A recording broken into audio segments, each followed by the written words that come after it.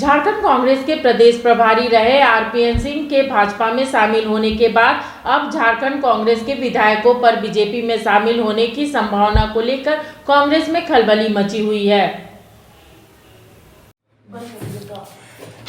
RPN Singh के कांग्रेस छोड़कर BJP में जाने के बाद झारखंड के राजनीतिक समीकरण बदले हैं। झारखंड में हेमंत सोरेन सरकार को अस्थिर करने में निश्चित रूप से कई भूमिका हो सकती है। आरपीएन सिंह को भी शक के दायरे में पिछले दिनों खड़ा किया गया था और यही कारण है कि लगातार अब केंद्रीय नेतृत्व का ये असर दिखाई दे रहा है कि झारखंड में तमाम राजनेताओं की निशाने पर अब आरपीएन दिखाई देते हैं। कांग्रेस के नेताओं ने लगातार ये आरोप लगाया है कि झारखंड में सरकार गिराने की साजिश में कहीं ना कहीं आरपीएन सिंह भी थे। आरपीएन सिंह को शक के दायरे में भी खड़ा किया गया था और कहा जाता है इसी के बाद आरपीएन सिंह की कांग्रेस में भूमिका को कम किया जाने लगा और यही कारण है कि अब भी झारखंड में कांग्रेस के जो विधायक हैं वो आरपीएन सिंह के संपर्क में हैं। ऐसी संभावनाओं को देखते हुए केंद्रीय कांग्रेस की आला कमान के नेताओं ने ये फैसला किया है कि झारखंड कांग्रेस के विधायकों पर कड़ी नज़र रखी जाए।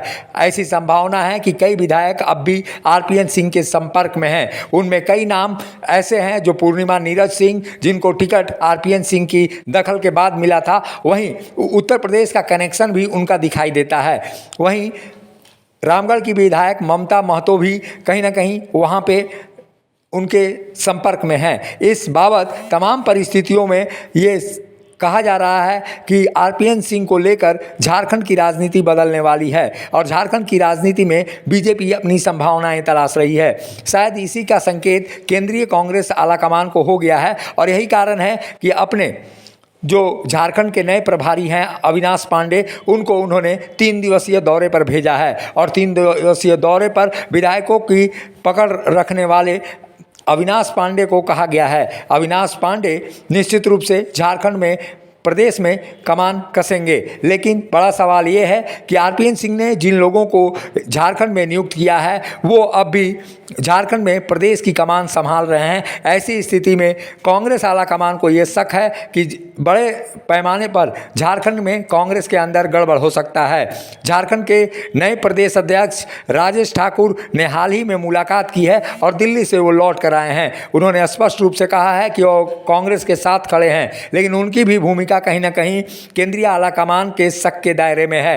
राजनीतिक जो स्थितियां परिस्थितियां बदली थी उसकी एक रिपोर्ट जरूर बतानी चाहिए कि चूंकि प्रदेश अध्यक्ष होने के नाते अगर कोई घटनाक्रम घटी है तो उस बारे में अपने आला कमान को अवगत कराना मेरा ड्यूटी है। उस ड्यूटी के तहत मैंने समय मांगा था और मुझे समय मिला और मैंने सारी बातों से उनको अवगत करा दिया। उन्होंने कहा कि डरो मत, लड़ो, और मैं लड़ने वाला व्यक्ति हूँ, डरने वाला नहीं हूँ।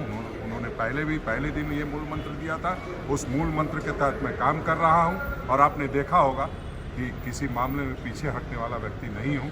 और आप देख रहे हैं बड़े भाई आदरणीय सुबोधकांत सहाय जी हैं और जितने भी हमारे सीनियर लीडर्स हैं, हम उनका सम्मान करते हैं और निश्चित रूप से उनका आशीर्वाद हमको प्राप्त है। कहीं किसी को जो लोग चिंता कर रहे हैं, जो मेरे शुभचिंतक हैं, उनको चिंता करने की ज़रूरत नहीं है। 24 में ठोक के राहुल गांधी जी को प्रधानमंत्री बनाना है, संकल्प लेके आए हैं। इस संकल्प के साथ चलते रहना हमारी जिम्मेदारी। अध्यक्ष जी, नया साल है, नए कारण साफ है कि राजेश ठाकुर को आरपीएन सिंह के कहने पर ही प्रदेश अध्यक्ष बनाया गया है और ऐसी स्थिति में झारखंड में कांग्रेस के अंदर सब कुछ अच्छा नहीं चल रहा है और इसी कारण से ये शक है कि अमित शाह के संपर्क में आने के बाद आरपीएन सिंह झारखंड कांग्रेस में बड़ा फेरबदल कर सकते हैं और कई विधायकों को बीजेपी में शामिल करवा सकते हैं। ऐसी स्थिति में अविनाश पांडे को पूरी तरह से झारखंड कांग्रेस में पकड़ बनाने को कहा गया है। ऐसे में ये एक बड़ा सवाल है कि अब झारखंड कांग्रेस में क्या होगा ये कहा नहीं जा सकता, लेकिन झारखंड के प्रदेश अध्यक्ष राजेश ठाकुर और उनकी जो टीम है वो लगातार आरपीएन सिंह के संपर्क में रह सकती है।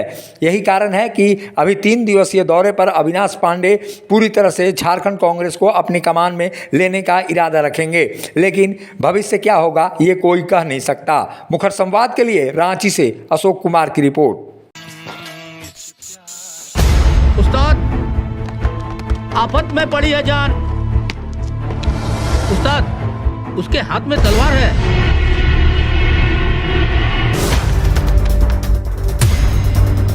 तलवार का मुकाबला पाइप से।